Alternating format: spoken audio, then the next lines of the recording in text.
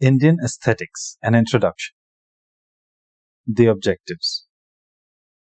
In this unit, we will look at drama, specifically classical Indian drama and its origin, role, and significance.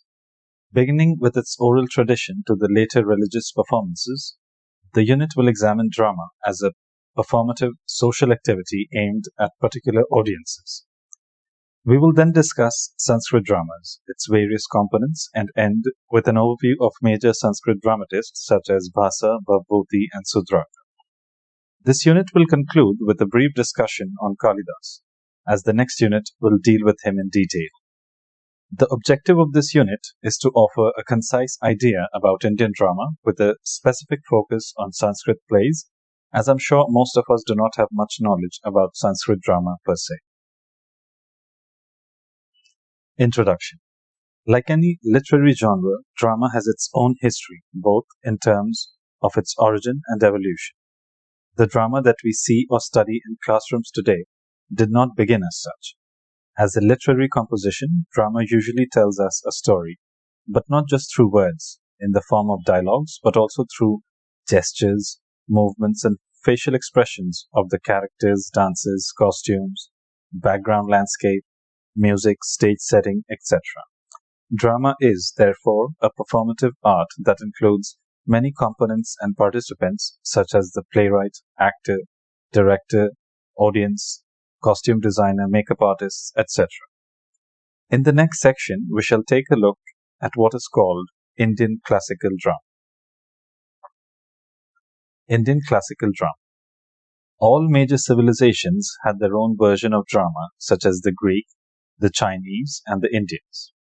One of the major problems in determining an origin date for literary traditions such as drama is that we cannot pinpoint the exact year of its genesis. Rather, we can trace its influence and evolution to arrive at a more or less realistic understanding of the origins of drama. The Indian dramatic tradition was influenced by the dramatic elements found in the Vedas, in dialogue hymns, and Vedic rituals. Thus, it is in the Vedic era, 1500 to 1000 BCE, that we see dramatic elements that will come to define drama in the years to come, and eventually usher in a genre known as Indian classical drama as we know it. Even the epics, such as the Mahabharata, support the existence of performers or nata as early as 400 CE. However, the most extant treatise of Indian drama is the Natya Shastra by Bharata Muni, which emerged in 3rd CE. Bharata ascribes a divine origin to the dramatic tradition, which highlights its Vedic religious beginnings. The very existence of such a text suggests that it was the culmination of a fairly long process of dramatic development taking place at that time. The Greek invasion of the Indian subcontinent has led a few critics, such as Weber, to assert a Greek influence on Indian drama. There are certainly some similarities, such as the plot being mainly centered on historical, mythical figures, but the Indian tradition has the added element of supernatural figures, such as gods and goddesses, that populate the world of drama.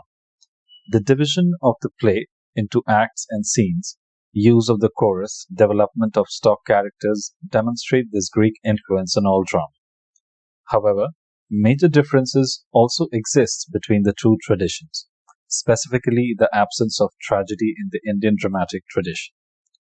Greek drama's adherence to the three unities of time, place, and action is not strictly observed in Indian drama, where the action shifts from earthly spaces to heavenly ones, taking place across many years as well.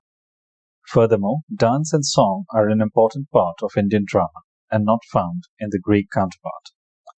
Other scholars highlight the influence of Buddhist and Jain traditions in the formalizing of the Indian dramatic tradition.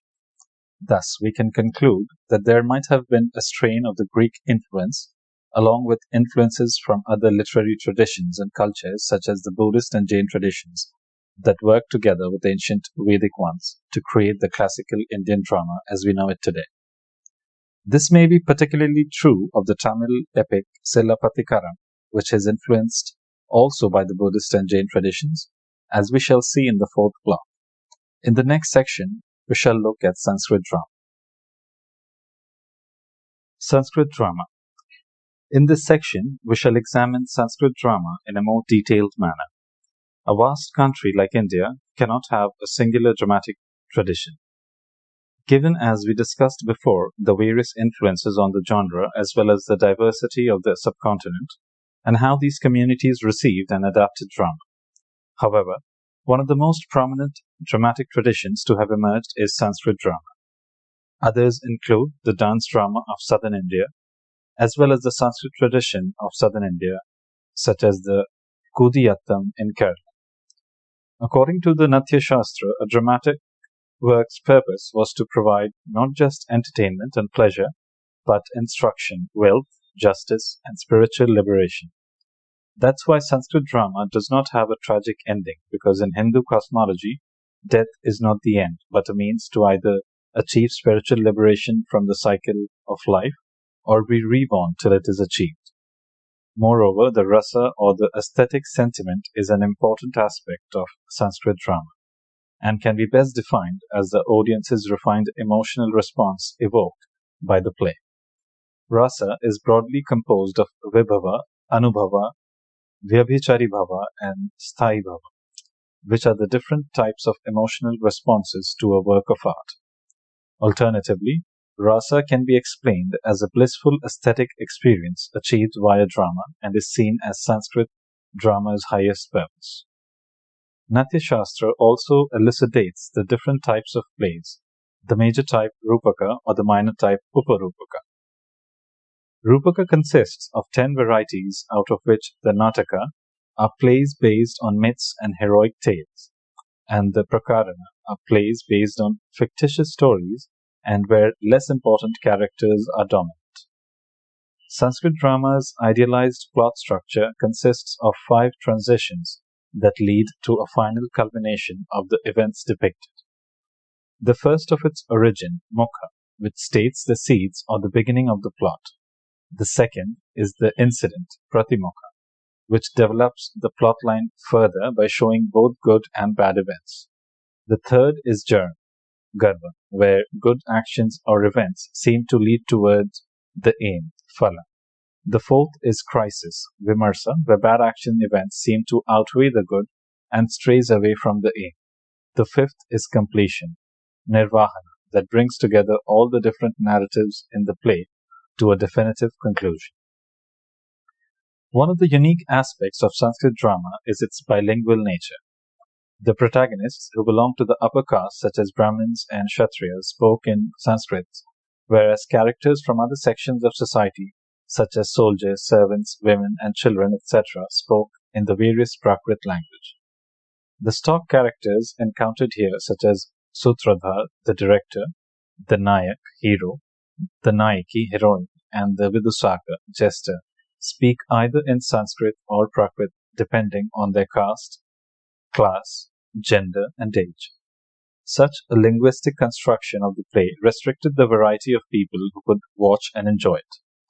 Thus, the audience was mostly limited to a refined circle of upper castes such as the royalty, aristocrats, Brahmins, and Kshatriyas, leading to royal patronages.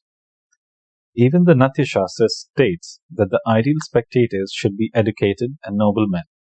All 4 castes could watch a play as long as they were seated separately. It is no surprise then that Sanskrit drama failed to be a people's drama, such as those in ancient Greece and medieval England. However, this is not to say no other form of drama existed or evolved in India outside of the Sanskritic tradition. Folk theatre and street plays abound even now and are testament to the vitality of contemporary Indian theatre. Another aspect that differentiates Sanskrit drama from its European counterpart is the composition of actors. Unlike the ban on female actors in European classical drama, the Sanskritic tradition did not have such prohibitions that required male actors to perform the role of female leads, and drama could be performed by men alone, women alone, or a mix of both, depending on the plot. Despite its many unique characteristics, the major drawback of Sanskrit drama was its linguistic barrier, as well as the strict adherence to the rules and dramaturgy that did not leave much space for individual imagination and experiments with the genre. Its failure to transition into popular art because of the decline of Sanskrit as a living language led to the gradual disinterest in Sanskritic works. However, Sanskrit plays are still being written and performed in India by playwrights such as Manmohan Acharya, Vidyadhar Shastri, and Prafulla Kumar Mishra that are a living testimony to the endurance of the genre. Sanskrit literature may have failed to become popular literature, but it is still studied in academia and seen as an important aspect of Indian culture and tradition. Let us look at the classical Sanskrit dramatists of ancient times next.